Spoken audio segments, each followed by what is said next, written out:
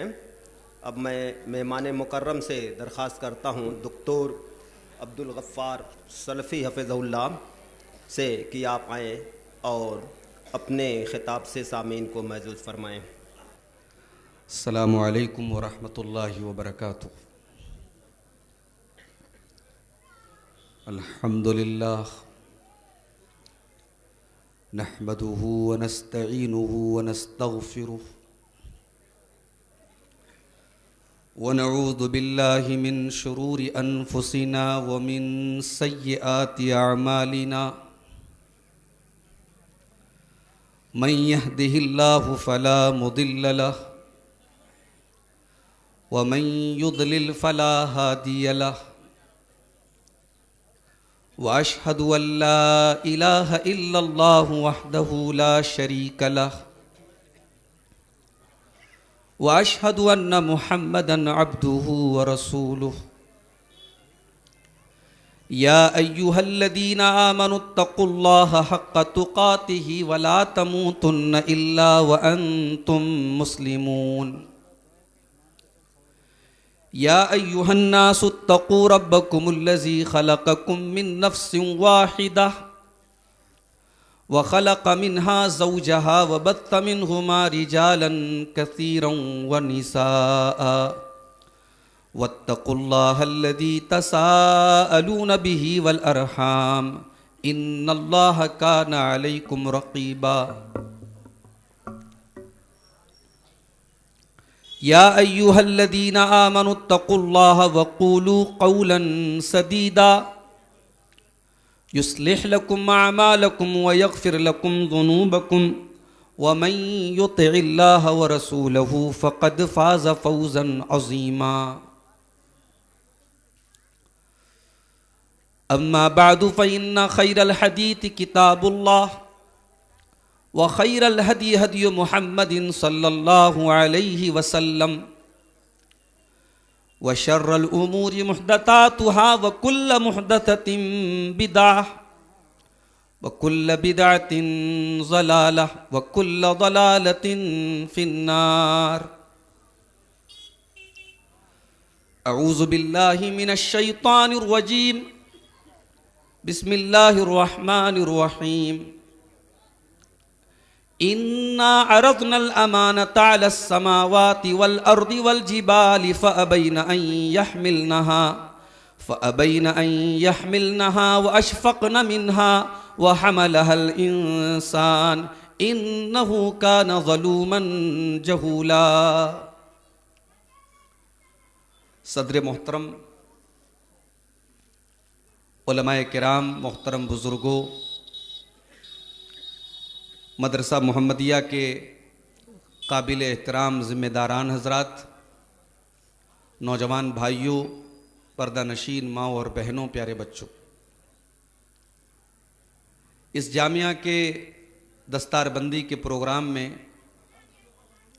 اس سے پہلے بھی شرکت کا موقع ملا ہے اور آج ایک مرتبہ پھر اللہ کی توفیق سے اس مجلس میں آپ کے سامنے حاضر ہوں۔ ہماری جماعت کے، ہمارے علاقے کے نامور علماء کرام جن کی پوری زندگی تعلیم و تعلم میں، علم کی خدمت میں گزری ہے، ہمارے لیے بڑی سعادت کی بات ہوتی ہے کہ ان کی موجودگی میں مئو کی سرزمین پر ہمیں کچھ گفتگو کرنے کا، کچھ بولنے کا موقع ملتا ہے۔ اللہ تعالی ہمارے علماء کی حفاظت فرمائے، ان کا سایہ تادیر ہم سب پر قائم رکھے۔ میرے بھائیوں، دستار بندی کے پروگرام میں عموماً علم کے اوپر تقریر ہوتی ہے۔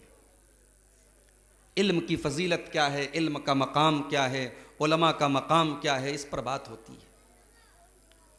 مگر آج میں اس موضوع کو کچھ دوسرے پوائنٹ سے آپ کو کچھ سمجھانا چاہتا ہوں۔ عربی میں کہاوت ہے، الاشیاء تعرف باضدادها۔ کسی چیز کی اہمیت کو اگر جاننا ہے، کسی چیز کی حقیقت کو جاننا ہے تو اس کی ضد کو سمجھ لو، اس کے اپوزٹ کو سمجھ لو، وہ چیز آپ کو سمجھ میں آ جائے گی۔ علم کتنی امپورٹنٹ چیز ہے، علم کا مقام کیا ہے، یہ جاننے کے لیے آپ پہلے یہ جانیں کہ جہالت کا نقصان کیا ہے، جہالت کے خطرات کیا ہیں، اور جہالت کیوں سماج اور معاشرے کے لیے لعنت ہے۔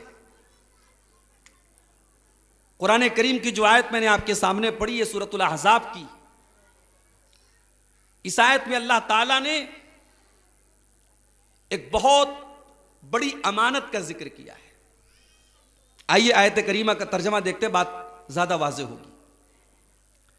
اِنَّا عَرَضْنَا الْأَمَانَةَ عَلَى السَّمَاوَاتِ وَالْأَرْضِ وَالْجِبَالِ، ہم نے آسمانوں کے اوپر اور زمین کے اوپر اور پہاڑوں کے اوپر امانت کو پیش کیا۔ اب یہاں امانت سے کیا مراد ہے؟ یہاں امانت سے مراد ہے اللہ تبارک و تعالیٰ کی اطاعت کرنا، اللہ کے احکام کو ماننا، اللہ کی شریعت کو فالو کرنا۔ یہ جو امانت ہے، یہ جو کام ہے، اللہ تعالیٰ نے اس کام کو پہلے آسمان پر پیش کیا۔ آسمان کتنا بلند ہے، زمین پر پیش کیا، زمین کتنی لمبی چوڑی، کتنی کشادہ ہے، پہاڑوں کے اوپر پیش کیا، پہاڑوں کا حجم دیکھیے، کتنے بھاری بھرکم ہے، کتنے بڑے بڑے پہاڑ ہیں۔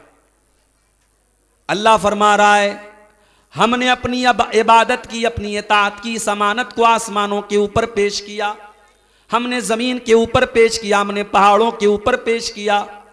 اتنا لمبا چوڑا آسمان، اتنی کشادہ زمین، اتنا بھاری بھرکم پہاڑ اس کی اس امانت کی ذمہ داری کو دیکھ کر کے تھرا گئے۔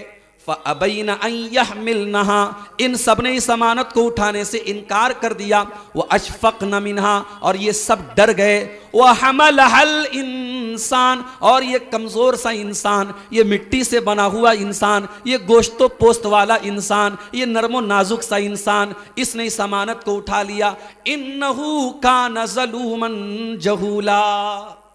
اب یہ قابل غور بات ہے، انسان نے وہ چیز اٹھا لی جو جس پہاڑ نے انکار کر دیا، زمین نے انکار کر دیا، آسمانوں نے انکار کر دیا، انسان نے وہ چیز اٹھا لی، اور انسان اٹھانے کے بعد اب اس کا حق ادا نہیں کر رہا ہے، اب اللہ کی نافرمانی کر رہا ہے، اب گناہ کر رہا ہے۔ تو انسان کی اس ساری نالائقی کی جڑ کیا ہے؟ اللہ نے دو چیزیں بیان کی۔ انہو کان ظلوما جہولا، انسان بہت بڑا ظالم ہے، بہت بڑا جاہل ہے۔ اس آیت کی تفسیر میں بعض علماء نے لکھا کہ دنیا میں ہر فساد، ہر برائی، ہر بگاڑ کی جڑ اگر دیکھو گے دو ہی چیزیں ملے گی، یا تو اس کے پیچھے جہالت ہے یا اس کے پیچھے ظلم ہے۔ انسان جب جہالت پر اترتا ہے یا جب ظلم پر اترتا ہے تبھی کرائمز ہوتے ہیں، تبھی اپرادھ ہوتے ہیں، تبھی دنیا میں غلط کام ہوتے ہیں۔ ہر بگاڑ کی جڑ یہی دو چیزیں۔ اچھا، جہالت کا مطلب کیا ہوتا ہے؟ اگیانتا۔ علم کا مطلب نالج، جاننا، اور جہالت کا مطلب نہ جاننا۔ لیکن عجیب بات یہ ہے کہ قرآن کریم میں اللہ تعالیٰ نے بہت ساری چیزوں کو جہالت قرار دیا ہے۔ اگر ایک انسان اللہ تعالیٰ کی شریعت کا مذاق اڑائے، یہ بھی جہالت ہے قرآن کے مطابق۔ وَإِذْ قَالَ مُوسَىٰ لِقَوْمِهِ يَا قَوْمِ إِنَّ اللَّهَ يَأْمُرُكُمْ أَن تَذْبَحُوا بَقَرَةً قَالُوا أَتَتَّخِذُنَا هُزُوًا قَالَ أَعُوذُ بِاللَّهِ أَنْ أَكُونَ مِنَ الْجَاهِلِينَ۔ موسیٰ علیہ السلام اپنی قوم سے کہتے ہیں کہ اے میری قوم کے لوگوں، اللہ تعالیٰ آرڈر دے رہا ہے، حکم دے رہا ہے، گائے ذبح کر دو، ایک گائے ذبح کر دو۔ ان کی قوم کے لوگ کہتے ہیں کیا مذاق کر رہے ہو موسیٰ، ہمارے ساتھ مذاق کر رہے ہو؟ اللہ تعالیٰ کو یہی حکم دینا ہے؟ اللہ کے حکم کا مذاق بنایا ان کی قوم نے۔ تو حضرت موسیٰ کیا جواب دیتے ہیں؟ قال اعوذ باللہ ان اکون من الجاہلین، میں اللہ کی پناہ چاہتا ہوں کہ میں جاہلوں میں سے ہو جاؤں۔ پتہ یہ چلا جو اللہ کے دین کا مذاق اڑائے، جو اللہ کے احکام کا مذاق اڑائے، جو شریعت کا مذاق اڑائے، ڈگریوں کی لائن لگا دو اس کے گھر پہ، دنیا میں بڑے بڑے ٹائٹل اس کو دے دو، اللہ کی نظر میں وہ بہت بڑا جاہل ہے، پکا جاہل ہے۔ وہ جو اللہ کے دین کا مذاق اڑائے وہ جاہل ہے۔ اور آگے بڑھیے، حضرت نوح علیہ السلام کی قوم کے اوپر عذاب آ رہا ہے۔ حضرت نوح علیہ السلام اپنے پریوار کے ساتھ کشتی میں اور ایمان والوں کے ساتھ کشتی پہ بیٹھے. اچھا حضرت نوح علیہ السلام کتنے سال تک نبوت کا اعلان کرتے رہے, کتنے سال تک قوم کو تبلیغ کرتے رہے معلوم ہے آپ کو؟ 950 سال. 950 سال کے اسٹرگل اور محنت کے بعد حضرت نوح کو رسپانس کیا ملا بھائی؟ فما آمن معه الا قلیل. ان کے اوپر مٹھی بھر لوگ ایمان لائے, چند لوگ ایمان لائے. علامہ ابن کثیر کہتے ہیں کہ 60-70 کے بیچ لوگ ان کے اوپر ایمان لائے.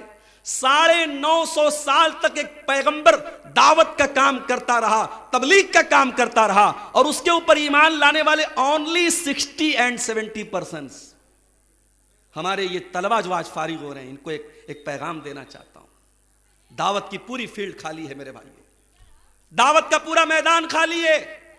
ہمارے اداروں کا کریم طبقہ, ہمارے اداروں کا قیمتی طبقہ JNU جا رہا ہے, ملیا جا رہا ہے. ہمیں اعتراض نہیں ہے, آپ ترقی کریں, آپ IAS آفیسر بنیں, آپ IPS آفیسر بنیں, ہمیں اعتراض نہیں ہے. مگر اس امت کی رہنمائی کون کرے گا میرے بھائی؟ دعوت کا پورا میدان خالی ہے. امت جہالت کی تاریکیوں میں غرق ہو رہی ہے. مسجدوں کو سنبھالنے والے ڈھنگ کے امام نہیں ہیں, ممبروں کو سنبھالنے والے ڈھنگ کے خطیب نہیں ہیں, اسٹیجوں پر بولنے والے, امت کی صحیح رہنمائی کرنے والے صحیح مقررین نہیں ہیں. اگر ہمارے یہ طلبہ اور یہ فارغین جن کے اوپر امت کا اتنا بڑا سرمایہ خرچ ہو رہا ہے, اگر ہماری زندگی کا مقصد صرف IAS آفیسر بننا اور IPS آفیسر بننا بن جائے اور دعوت کا فیلڈ ہم چھوڑ دیں میرے بھائیوں, تو مجھے بتاؤ پھر اس امت کا کیا ہوگا؟ اور جب دعوت کے میدان میں آپ جائیں گے, ضروری نہیں ہے کہ آپ کی دعوت رنگ لائے. میں تو ہندوستان کے ان علاقوں میں سے گزرا ہوں جہاں سید احمد شہید اور شاہ اسماعیل شہید کا قافلہ گزرا تھا. اللہ اللہ, ابھی ہمارے شیخ ندوی صاحب تقریر میں کہہ رہے تھے آخرت میں اگر کوئی چیز کام آئے گی تو اخلاص کام آئے گی. اور آج اگر سب سے زیادہ کسی چیز کی کمی ہے, واللہ مدرسوں کی کمی نہیں ہے, علماء کی کمی نہیں ہے, کتابوں کی کمی نہیں ہے, آج سب کچھ ہے ہمارے پاس, اخلاص نہیں ہے. اخلاص کی برکت دیکھنا ہو جاؤ جھارکھنڈ کے ان علاقوں میں چلے جاؤ جہاں سے شاہ اسماعیل شہید کا قافلہ گزرا تھا, جہاں سے سید احمد شہید کا قافلہ گزرا تھا. آج وہ پورا بیلٹ قرآن و حدیث کا ماننے والا ہے. شرک کیا ہوتی ہے, بدعت کیا ہوتی ہے, شرک کیا ہوتا ہے, پورا علاقہ اہل حدیثوں کا علاقہ ہے, پورا علاقہ اہل توحید کا علاقہ ہے. یہ ان علماء کے اخلاص کی برکت تھی میرے بھائی.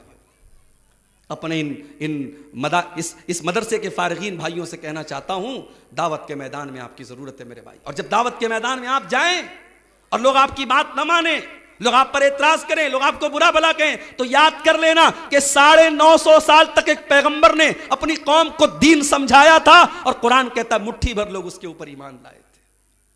اگر ہم دعوت دے رہے ہیں, ہم دین کی بات بتا رہے ہیں, لوگ نہیں سن رہے ہیں, تو یہ ہمارا فیلیور نہیں, یہ لوگوں کا فیلیور ہے, یہ ہمارے آڈینس کا فیلیور ہے, یہ ہمارے سننے والوں کا فیلیور ہے, ہمارا فیلیور نہیں. ہم نے اگر بات صحیح رکھی ہے, بات قرآن کی رکھی ہے, بات حدیث کی رکھی ہے, ہم نے اپنا حق ادا کر دیا. وما علینا الا البلاغ, ہمارا کام پہنچانا تھا, ہمارا کام کسی کو ہدایت دینا نہیں, ہدایت اللہ کے ہاتھ میں. نوح علیہ السلام کشتی پر بیٹھے, طوفان آیا, اب سارے لوگ تو ڈوب رہے ہیں. ان ڈوبنے والوں میں حضرت نوح کا ایک بیٹا بھی تھا جس کا نام علماء نے کنعان بتایا ہے, وہ ڈوب رہا ہے. نوح علیہ السلام باپ ہیں, پیغمبر بھی ہیں اور باپ بھی ہے, اور باپ ہوتا ہے میرے بھائی. باپ کبھی اپنے بیٹے کا برا نہیں چاہتا. نوح علیہ السلام نے دیکھا میرا بیٹا ڈوب رہا ہے, قال یا بنی ارکب معنا, اے میرے بچے آ جا میری کشتی پہ سوار ہو جا. قال سآوی الی جبل یعصمنی من الماء. بیٹا جاہل تھا, بیٹا باپ کا نافرمان تھا. اس سے یہ بھی پتا چلا کبھی کبھی ایسا بھی ہوتا ہے, والدین کی تربیت تو بہت اچھی ہوتی ہے, والدین کی محنت تو بہت زیادہ ہوتی ہے, مگر اولاد کے مقدر میں اللہ تعالیٰ ضلالت لکھ دیتا ہے, پھر کسی کا بس نہیں چلتا. نوح علیہ السلام کا بیٹا کہتا ابا جان میں کسی پہاڑ کے اوپر چلا جاؤں گا, آپ میری چنتا نہ کریں, پانی میرا کچھ نہ بگاڑے گا. حضرت نوح نے فرمایا اے میرے بیٹے لا عاصم اليوم من امر اللہ, آج اللہ کے عذاب سے تجھے کوئی نہیں بچا سکتا. میرے بیٹے یہ اللہ کا عذاب ہے, تو پہاڑ پہ چلا جائے گا تب بھی نہیں بچ سکتا. ابھی باپ بیٹے کی بات چل ہی رہی تھی. فحال بینہم الموج وحال بینہم الموج فکان من المغرقین. پانی کا ایک تھپیڑا آتا ہے, پانی کی ایک موج آتی ہے, اور حضرت نوح علیہ السلام کے بیٹے کو ڈوبا کے لے کے چلی جاتی ہے. باپ کی آنکھوں کے سامنے بیٹا ڈوب گیا. اب حضرت نوح نے اللہ کی بارگاہ میں ہاتھ اٹھایا, کہا ہے میرے پروردگار, تو نے وعدہ کیا تھا تو میرے پریوار کو بچائے گا, میری فیملی کو بچائے گا. اے اللہ میرا بیٹا بھی تو میرے اہل و عیال میں سے, میرا بیٹا بھی تو میرے پریوار میں سے, اے اللہ میرا بیٹا بچ نہیں پایا.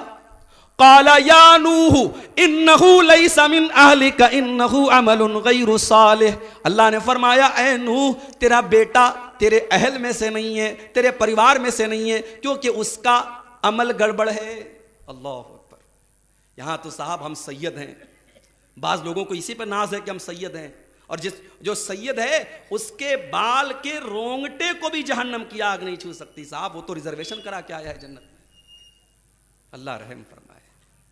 حضرت نوح علیہ السلام کا بیٹا ان کا اپنا بیٹا ہے, اور قرآن کہتا ہے کہ اے نوح تیرا بیٹا تیرے اہل میں سے نہیں ہے. اور یہاں اللہ کے نبی کی اس حدیث کو اپنے سامنے رکھو. آپ نے فرمایا من بطأ بہ عملہ لم یسرع بہ نسبہ, جس کا عمل اس کو پیچھے کر دے اس کا نسب اس کو آگے نہیں کر سکتا. آپ سید ہو کہ شیخ ہو کہ انصاری ہو کہ خان ہو کہ پٹھان ہو کہ کیا ہو, اللہ کے یہاں یہ نہیں دیکھا جائے گا. اللہ کے آپ کا عمل, آپ کا کردار, آپ کا ایمان, آپ کا تقوی, آپ کی توحید دیکھی جائے گی. اللہ نے فرمایا فلا تسألنی ما لیس لک بہ علم. اے نوح تو مجھ سے ایسی دعا نہ کر, ایسا سوال نہ کر جس کا تجھے علم نہیں ہے. انی اعیذک ان تکون من الجاہلین. اے نوح میں تجھے نصیحت کرتا ہوں کہ تو جاہلوں میں سے نہ ہو جا. پتہ یہ چلا کہ قرآن کے مطابق اگر کوئی اللہ تبارک و تعالیٰ کے مقام کو نہیں سمجھتا اور اللہ سے غیر مناسب سوال کرتا ہے, اللہ سے ایسی چیز کی دعا کرتا ہے جو دعا نہیں کرنی چاہیے, ایسا انسان بھی قرآن کی نظر میں جاہل ہے. اور آگے بڑھیے. حضرت یوسف علیہ السلام جیل میں ہیں, بے قصور جیل میں ہیں.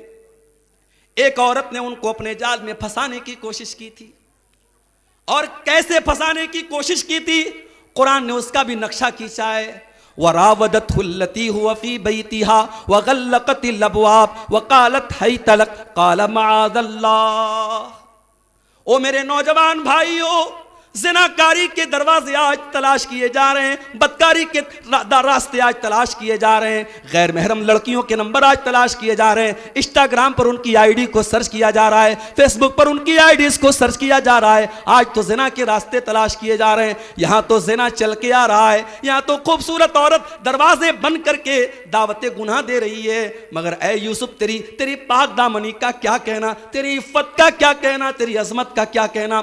وقالت حیت لک, دروازے سارے کے سارے بند کر دیے اور اپنی طرف بلا کے کہتی ہے اے یوسف میرے پاس آ جاؤ. کوئی پوچھنے والا نہیں, کوئی کیمرہ نہیں جو ریکارڈ کر سکے, کسی میڈیا کا ڈر نہیں, کسی پولیس والے کا ڈر نہیں. میرے بھائیوں وہ کون سی طاقت تھی جو حضرت یوسف کو اس گناہ سے بچا سکتی تھی؟ وہ اللہ کا خوف تھا, وہ اللہ کا ڈر تھا. حضرت یوسف کے منہ سے اللہ کا نام نکلا. قال معاذ اللہ, کہا نہیں اللہ کی پناہ, اللہ کی پناہ, میں یہ کام نہیں کر سکتا. قال معاذ اللہ, میں اللہ کی پناہ چاہتا ہوں. انہ لا یفلح الظالمون, میں اتنا بڑا گناہ کر کے میں ظلم نہیں کر سکتا. ظلم کرنے والے کبھی کامیاب نہیں ہو سکتے. بے قصور جیل میں پہنچ گئے, زنا کی دعوت ملی, ٹھکرا دیا. بھئی ہونا تو یہ چاہیے نا کہ انسان نے گناہ سے اپنے آپ کو بچا لیا, اللہ تعالیٰ ریوارڈ دے, بدلہ دے, پھل دے. مگر یہاں آزمائش مل رہی ہے. حضرت یوسف جیل میں پہنچ گئے. اب جب جیل میں پہنچے تو بات اڑ گئی کہ یوسف کے اوپر زلیخا نے ڈورے ڈالنے کی کوشش کی تھی. بات پورے مصر میں پھیلی, اور لمبا واقعہ ہے, میں ڈیٹیل میں جانا نہیں چاہتا. پھر ایسا وقت آیا کہ اکیلے اب زلیخا کا معاملہ نہیں ہے. اب اس زمانے کی جو بڑی بڑی عورتیں ہیں, جو بڑے بڑے خاندانوں کی اور شاہی گھرانوں کی عورتیں ہیں, اب سب یوسف کے اوپر فریفتہ ہیں, اور سب یوسف کے دامن عفت کو داغدار کرنا چاہتے ہیں. اور حضرت یوسف جیل میں ہیں. اب حضرت یوسف جیل کی تاریکی میں کیا دعا کرتے, اللہ اکبر. میرے نوجوان ساتھیوں, کاش اس دعا کے الفاظ پر ہم غور کرتے. عفت کیا ہوتی ہے, پاک دامنی کیا ہوتی ہے, ایک نوجوان اپنے آپ کو گناہوں سے کیسے بچا سکتا ہے, اگر صرف اس دعا کے اوپر غور کرو تو بات سمجھ میں آتی ہے. قال رب السجن احب الی مما یدعوننی الی، اے پروردگار میں جیل کی تاریکی میں رہنا پسند کرتا ہوں، ان عورتوں کے جال میں پھنسنا پسند نہیں کرتا۔ وَإِلَّا تَصْرِفْ عَنِّي كَيْدَهُنَّ أَصْبُ إِلَيْهِنَّ وَأَكُن مِّنَ الْجَاهِلِينَ، اے اللہ اگر تو نے ان کی چال کو ناکام نہ کیا، ان کے مکر کا پردہ چاک نہ کیا، اے اللہ تیرا یوسف بھی جاہلوں میں سے ہو جائے گا۔ اللہ اکبر۔ پتہ یہ چلا جو نوجوان شہوتوں کا غلام ہو جائے، بدکاری کے راستے پہ چلنے لگے، زناکاری کے راستے پہ چلنے لگے، وہ نوجوان قرآن کی نظر میں جاہل ہے اور گناہ کرنے والا جاہل ہے، اپنی شہوتوں کی اندھا دھند پیروی کرنے والا جاہل ہے۔ سمجھ میں آ رہا ہے جہالت کا مطلب؟ قرآن کی روشنی میں بتا رہا ہوں جہالت کا مطلب۔ اور آگے بڑھیے، لوط علیہ السلام کی قوم کا حال دیکھیے۔ لوط علیہ السلام کی قوم جو کیا کرتی تھی؟ اغلام بازی کرتی تھی، مرد کے ساتھ شہوت پوری کرتا تھا، اور یہ خبیث کام پوری دنیا میں سب سے پہلے انہی لوگوں نے کیا تھا، جس کو آج عدالتوں میں جواز فراہم کر دیا گیا، عدالتوں میں باقاعدہ اس کو ویلڈ کر دیا گیا کہ صاحب کوئی مسئلہ نہیں، مرد سے شادی کر لے، عورت سے شادی کر لے، کوئی مسئلہ نہیں ہے۔ جو کام جانور نہیں کرتا اس کام کو کرنے کا انسان کو لائسنس دے دیا گیا۔ جب حضرت لوط علیہ السلام نے اپنی قوم کو سمجھایا تو کیا کہا؟ قال اَإِنَّكُمْ لَتَأْتُونَ الرِّجَالَ شَهْوَةً مِّن دُونِ النِّسَاءِ، اے میری قوم کے لوگوں، اللہ تعالیٰ نے جس ضرورت کو پورا کرنے کے لیے تمہاری بیویوں کو بنایا ہے وہ کام تم مردوں کے ساتھ کرتے ہو۔ بل انتم قوم تجہلون، تم بہت بڑے جاہل لوگ ہو۔ پتہ یہ چلا کہ شہوتوں کی اندھی پیروی کرنا، خواہشات کی اندھی پیروی کرنا اور جنسی جرائم میں لپت ہو جانا اور اپنی جنسی خواہشات کا غلط استعمال کرنا، یہ بھی قرآن کی نظر میں جہالت ہے۔ اور جانتے ہو دنیا کی سب سے بڑی جہالت شرک ہے، سب سے بڑی جہالت۔ اس لیے جو انسان شرک کر رہا ہے اس سے بڑا جاہل کوئی نہیں۔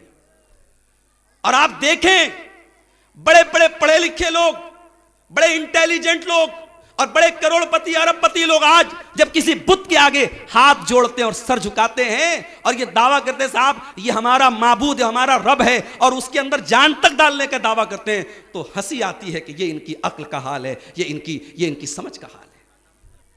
شرک سے بڑی کوئی جہالت نہیں ہے۔ اسی لیے حضرت موسیٰ علیہ السلام کی قوم بنی اسرائیل، جب ان کا گزر ایک بستی کے پاس سے ہوا اور وہ بستی کے لوگ بتوں کی عبادت کرتے تھے، تو ان لوگوں نے کہا اجعل لنا الہا کما لہم آلہہ، کہا کہ اے موسیٰ ہمارے لیے بھی ایک پتھر کا بت بنا دیجئے جیسے ان کے پاس بت ہے۔ قال انکم قوم تجہلون، کہا کہ تم بہت بڑے جاہل لوگ ہو تم لوگ۔ پتہ یہ چلا کہ جو شرک کرتا ہے وہ بہت بڑا جاہل ہے میرے بھائی۔ تو جہالت قرآن کی نظر میں ہر برائی جہالت ہے، ہر وہ کام جو آپ کو اللہ سے دور کرے، شریعت سے دور کرے، اللہ کی ہر نافرمانی قرآن کی نظر میں جہالت ہے۔ اور آج اگر آپ کو ان گناہوں سے بچنا ہے تو میرے بھائیوں دین کا علم حاصل کرنا پڑے گا، اور وہ دین کا علم معاف کیجئے وہ کانوینٹ اسکولوں میں نہیں ملے گا، وہ بڑے بڑے ماڈرن اسکولوں میں نہیں ملے گا۔ میں اسی لیے کہتا ہوں کہ یا تو آپ ان مدرسوں میں اپنے بچوں کو بھیجو، اور اگر آپ کو لگتا ہے کہ یہ غریب بچوں کے ساتھ ہم کروڑ پتی ہمارے بچے وہاں نہیں پڑھیں گے، تو کم سے کم آپ اپنے ان بچوں کو دین کی تعلیم دینے کا کوئی بندوبست کرو۔ آج حالات یہ ہیں ہماری قوم کے نوجوان بڑے پڑھے لکھے، بڑے دانشور ہیں، بڑی بڑی باتیں کرتے ہیں، 2 رکعت نماز پڑھنے کا شعور نہیں ہے ان کو، عقیدے کی موٹی موٹی باتیں ہمارا نوجوان نہیں جانتا، بڑا پکا اپنے آپ کو اہل حدیث بنا پھرتا ہے، اس نے سمجھا ہی نہیں کہ مسلک کیا ہے، اس نے سمجھا ہی نہیں عقیدہ کیا ہے، اس نے سمجھا ہی نہیں منہج کیا ہے میرے بھائیوں۔ ایسے ہی لوگوں کا ذکر اللہ نے قرآن میں کرتے ہوئے فرمایا یعلمون ظاہرا من الحیات الدنیا وہم عن الآخرۃ ہم غافلون، کچھ لوگ ایسے بھی ہوتے ہیں جو دنیا کی بڑی نالج رکھتے ہیں لیکن آخرت کے معاملے میں بالکل زیرو ہوتے ہیں۔ اس آیت کی تفسیر میں حضرت امام حسن بصری نے بڑا پیارا جملہ کہا کہ واللہ اللہ کی قسم بعض لوگ اتنے ماہر ہوتے ہیں کہ اپنے ناخن پر رکھ کر کے سونے کے سکے کا وزن بتا دیتے ہیں۔ جیسے آپ کے مئو میں ہمارے بنارس میں ساڑی کے کپڑے کا کاروبار کرنے والے بعض لوگ اتنے ماہر ہوتے ہیں، کپڑے پر ہاتھ رکھ کے بتا دیں گے یہ پیور ہے کہ نقلی والا ہے، کون سا بانا چلا ہے، کون سی تانی چلی ہے، کتنے کی پک ہے، اور اس میں نقلی بانا ہے کہ اصلی بانا ہے، اور اس میں ملاوٹ ہے کہ نہیں ہے، اور وہ کس یعنی پوری ڈیٹیل آپ کو کپڑے کو چھو کے بتا دیں گے، اتنے ماہر ہوتے ہیں۔ امام حسن بصری کہتے ہیں اتنے ماہر ہیں اپنی دنیا کے معاملے میں، وما یحسن ان یصلی رکعتین، مگر 2 رکعت نماز پڑھنے کی تمیز نہیں ہے. یہ آج ہمارا حال ہے میرے بھائی. میرے نبی نے فرمایا تھا قیامت کے پہلے ایسا دور آئے گا، ان من اشراط الساعہ، قیامت کی ایک نشانی یہ بھی ہے، ان یرفع العلم، علم اٹھا لیا جائے گا، ویثبت الجہل، اور جہالت جم جائے گی. کہاں جہالت جم رہی ہے بھائی؟ اسکول نئے نئے کھل رہے ہیں، یونیورسٹیاں نئی نئی کھل رہی ہیں، کالجز نئے نئے کھل رہے ہیں. پہلے ہمارے قوم کے بچے انٹر تک مشکل سے پڑھتے تھے، اب ماشاءاللہ گریجویشن کر رہے ہیں. مئو کے بچے IAS آفیسر بن رہے ہیں، مئو کی بچیاں ڈاکٹر بن رہی ہیں. بڑی اچھی بات ہے، تعلیم تو بڑھ رہی ہے. اللہ کے نبی کہہ رہے ہیں علم ختم ہو جائے گا. دنیا کا علم بڑھ رہا ہے، ہمیں اعتراض نہیں ہے، دنیا کا علم بڑھنا چاہیے. ہمیں اعتراض نہیں ہے ہمارے بچے IAS آفیسر بنے، ہمیں خوشی، ہم چاہتے ہیں. مگر ہم یہ چاہتے ہیں کہ ہماری قوم کا بچہ جب IAS آفیسر بنے تو ایسا نہ ہو اپنے رب کو بھول جائے. وہ جب جج کی کرسی پر بیٹھے تو ایسا نہ ہو وہ اپنے رب کو بھول جائے. وہ IPS آفیسر بنے تو ایسا نہ ہو وہ اسلام کو، شریعت کو بھول جائے. وہ پولیس آفیسر بنے تو ایماندار بنے، وہ جج بھی بنے تو سچائی کا پیکر بنے، وہ IAS آفیسر بھی بنے تو قوم کی خدمت کا جذبہ اس کے دل میں ہو، وہ ڈاکٹر بنے تو مریض کی سیوا اس کا پیشہ ہو، وہ وکیل بنے تو سچائی کے لیے لڑے. اور یہ تب ہوگا جب اس کے رگوں میں اسلام دوڑ رہا ہو، اس کی نسوں میں شریعت کا اثر ہو، اس کے ذہن و دماغ میں اللہ کا ڈر ہو. میرے پیارے ساتھیوں، اپنے بچوں کو دین کا علم بھی سکھاؤ. یہ بنیاد ہے، یہ بیس ہے، اس کے بغیر ہم کامیاب نہیں ہو سکتے. آج حالات کیا ہیں؟ آج ہماری قوم کی بچیاں مرتد ہو رہی ہیں. ہم واٹس ایپ پر ہمارے پاس ویڈیو آتا ہے بریلی کا، 8 سال مدرسے میں پڑھنے والی بچی مرتد ہو گئی. کسی نے face book per I love you بول دیا، کسی نے انسٹاگرام پر محبت کے چند میٹھے بول دیے. ماں باپ کی زندگی بھر کی تربیت پر پانی پھر گیا، 8 سال کی مدرسے کی تعلیم پر پانی پھر گیا، اساتذہ کی محنت پر پانی پھر گیا، اور وہ بچی اپنے اس غیر مسلم عاشق کے ساتھ فرار ہو جاتی ہے، مرتد ہو جاتی ہے. میرے بھائیوں، معاف کرنا، آپ کے لیے یہ ایک نیوز ہوگی، آپ کے لیے ایک خبر ہوگی، مگر کبھی اپنے دل کے اندر درد پیدا کر کے سوچو تو یہ ایک نیوز نہیں ہے، یہ ہمارے کلیجوں پر چھریاں چلانے والی یہ بات ہے. ہماری قوم کی بچی اگر آج مرتد ہو رہی ہے، ہماری قوم کی بیٹیاں اگر آج اسلام کو چھوڑ کے کسی اور مذہب میں داخل ہو رہی ہیں، واللہ یہ ہمارے کلیجوں کو چھلنی کرنے والی چیز ہے. یہ اس بات کی دلیل ہے کہ ہم اپنے بچوں کو دین نہیں سکھا رہے ہیں، ان کی جڑوں میں دین کا پانی نہیں ڈال رہے ہیں. میرے بھائیوں، ابراہیم علیہ السلام جیسا پیغمبر اپنے بچوں کے بارے میں فکر مند ہے اور اللہ سے دعا کرتا ہے وَجْنُبْنِي وَبَنِيَّ أَن نَّعْبُدَ الْأَصْنَامَ. اے اللہ میرے بچوں کو تو شرک سے بچانا، میرے بچوں کو بت پرستی سے بچانا، اے اللہ میرے بچوں کی توحید کی حفاظت کرنا. ہماری اور آپ کی کیا اوقات ہے اگر ایک پیغمبر اپنے بچوں کے عقیدے کی فکر کر رہا ہے. یعقوب علیہ السلام دنیا سے جانے لگے، اپنے 11 بیٹوں کو بلایا اور اپنے 11 بیٹوں کو انہوں نے کیا وصیت کی؟ ان کے 12 بیٹے جو تھے ان سب کو انہوں نے بلایا اور مرنے کے پہلے کیا وصیت کی؟ زمین کے بارے میں نہیں بولا، جائیداد کے بارے میں نہیں بولا، دنیا کے بارے میں نہیں بولا. قالا ما تعبدون من بعدی، کہا میرے بچوں میرے بعد کس کی عبادت کرو گے؟ فکر ہے تو اپنے بچوں کے عقیدے کی، توحید کی فکر ہے تو ان کے دین کی فکر ہے. میرے پیارے ساتھیوں، آج یہ قوم اگر مرتد ہو رہی ہے تو اس کی جڑ بھی جہالت ہے. اور ہمیں اللہ کے نبی کی وہ حدیث یاد آتی ہے، آپ نے فرمایا تھا قیامت کے پہلے بہت فتنوں کا دور آئے گا. یصبح الرجل مؤمنا ویمسی کافرا، اور ایمان اتنا کمزور ہو جائے گا، صبح کو ایک انسان مومن ہوگا، شام ہوتے ہوتے کافر ہو جائے گا، اور شام کو مومن ہوگا، صبح ہوتے ہوتے کافر ہو جائے گا. ایمان اتنا حقیر ہو جائے گا، دین اتنا حقیر ہو جائے گا، یبیع دینہ بعرض من الدنیا، دنیا کے چند ٹکوں کے بدلے میں انسان اپنے دین کا سودا کر لے گا.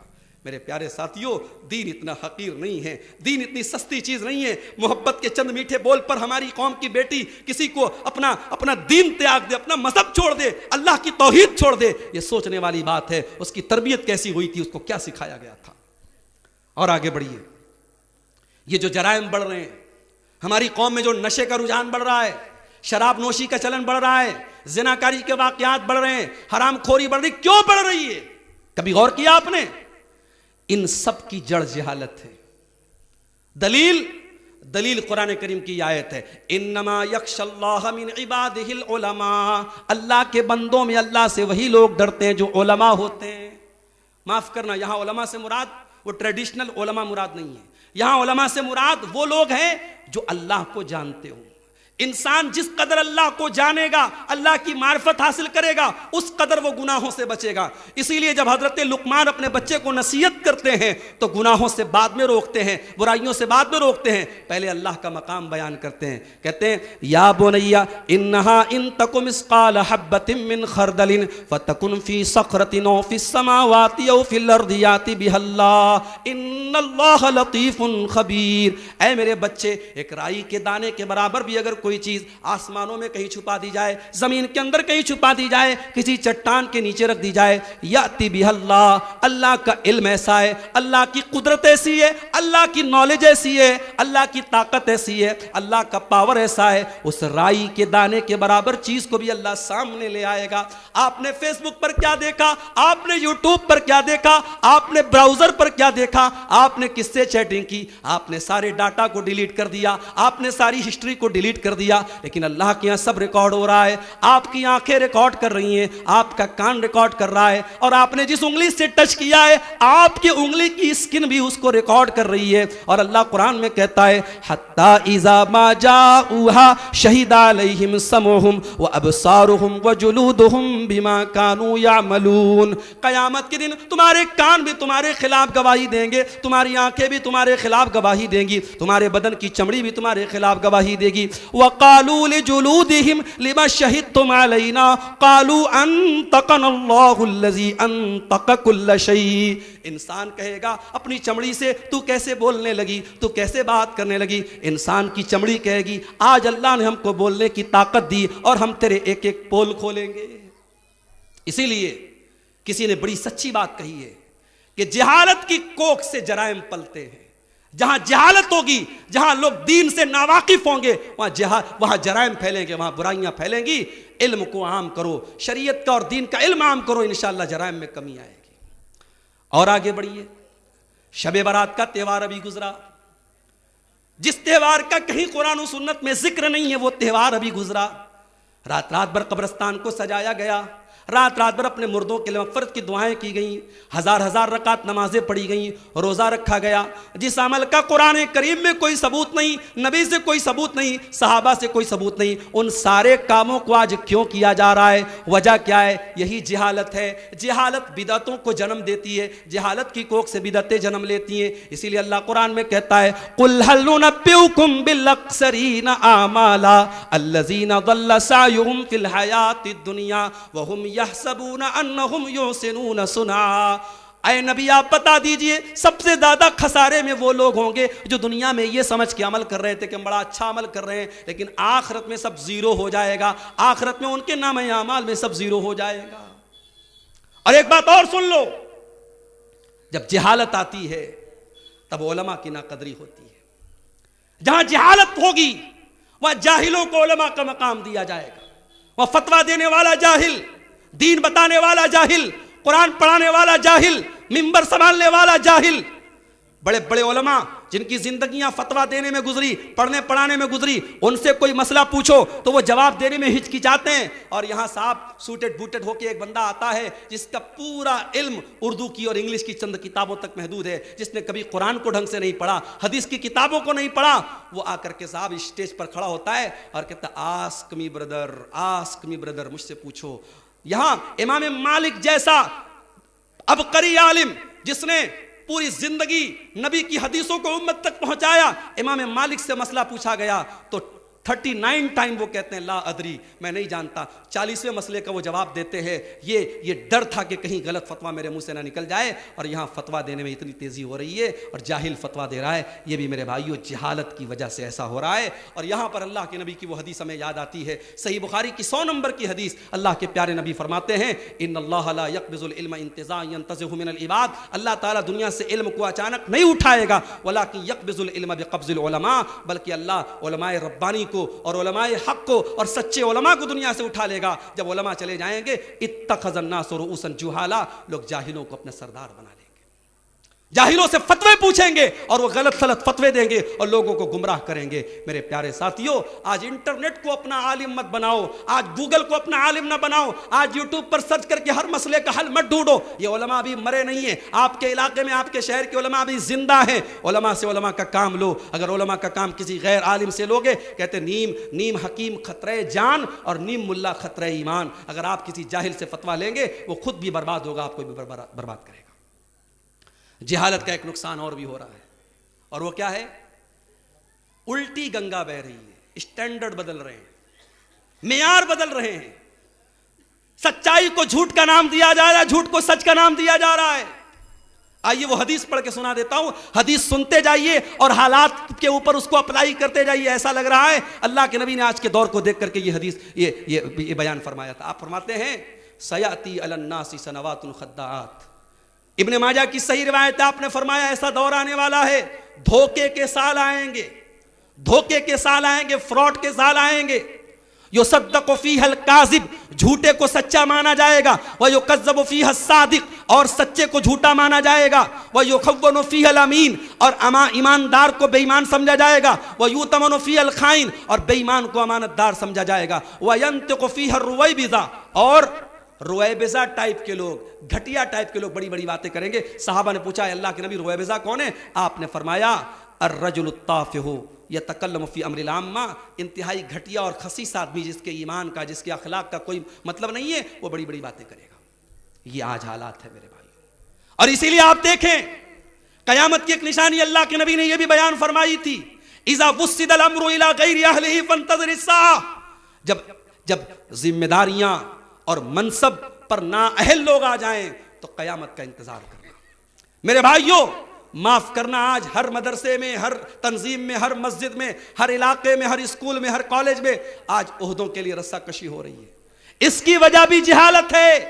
अगर हम ये जान जाएं ये ओहदे, ये मनसब कितनी खतरनाक चीज है, शायद हम उसे कबूल करने से कतराएं। मेरे प्यारे भाइयों, जानते हो अल्लाह के नबी ने अपने ऐसे सहाबी से, जिनकी पूरी जिंदगी इस्लाम की खिदमत में गुजरी, जिन्होंने बड़ी मुश्किलों के बाद इस्लाम कबूल किया, सहाबी का नाम अबू ज़र ग़िफ़ारी, अल्लाह के नबी से वो कहते हैं कि अल्लाह के रसूल अला तस्तामिलुनी, आप मुझे कोई ओहदा क्यों नहीं देते, आप मुझे कहीं का जिम्मेदार क्यों नहीं बनाते, कहीं का गवर्नर क्यों नहीं बनाते, सबको आपने ओहदे दिए, मुझे कोई ओहदा नहीं दे रहे हैं। तो अल्लाह के नबी ने क्या जवाब दिया था? क्या जवाब दिया था? जरा गौर कर लेना। मैं बनारस के कई ऐसे इदारों को जानता हूं, बरस से चले आए, आज इसी ओहदे की लड़ाई में वो इदारे बंद हो गए और कौम के बच्चे आज महरूम है तालीम से। ये पूरी कौम के लिए ताज़ियाने की बात नहीं है मेरे भाई।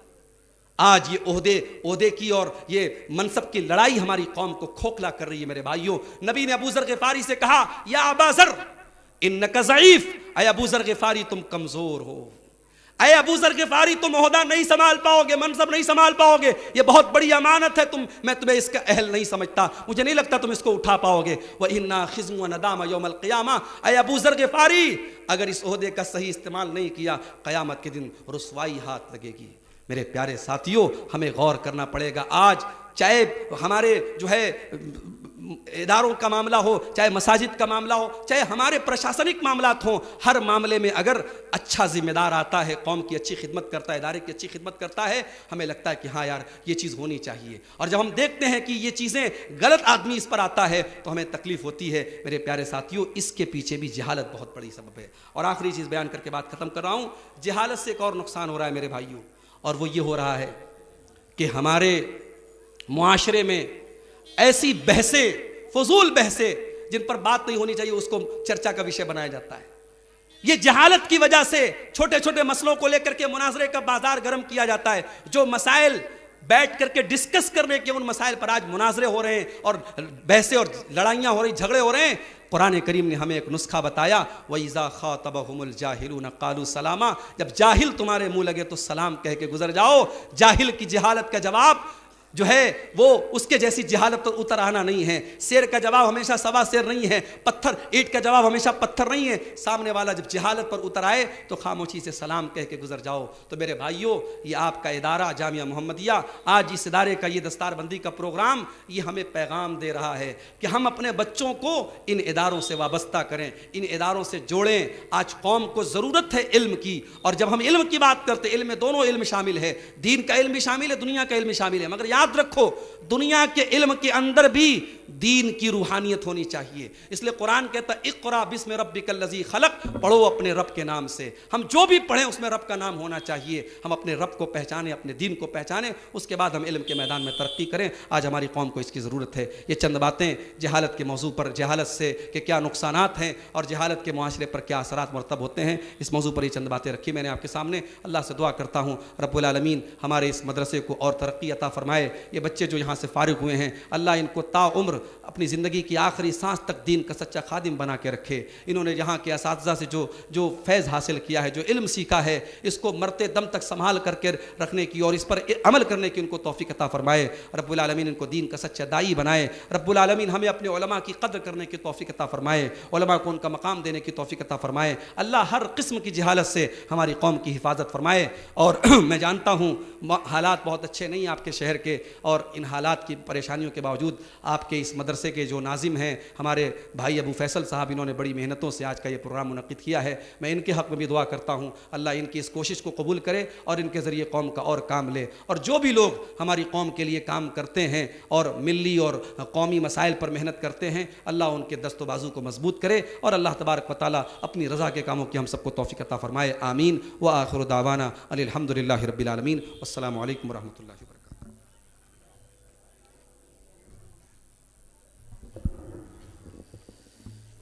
जज़ाकुमुल्लाह व अहसनुल जज़ा।